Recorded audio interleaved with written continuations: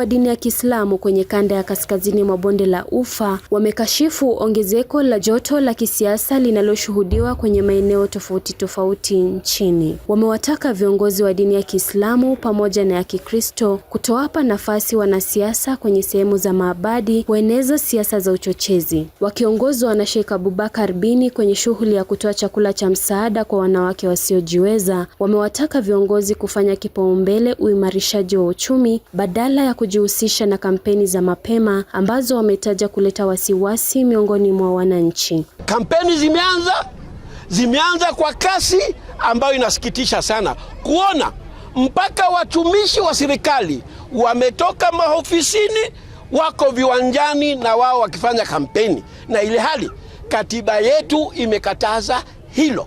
Kwa hivyo si wakati wa siasa, bali ni wakati wa kufanyia wananchi kazi. Lakini tumeona makanisani watu wanasiasa wanatumia makanisa kwa sababu ya kutafuta kura. Hili wanalolifanya ni kufanya kwa sababu ya kuwapatia pesa wale wa viongozi. Swala hili limeingia paka katika Uislamu.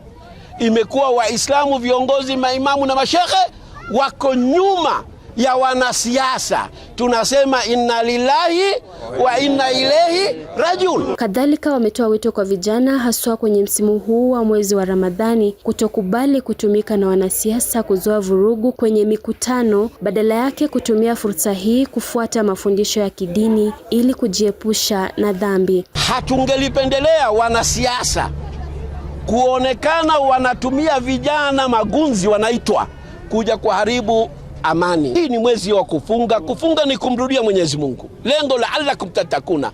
Lengo ni kumwogopa Mwenyezi Mungu. Itakuwaje wanasiasa wanazunguka Waislamu wanapiga mayowe na kutukanana?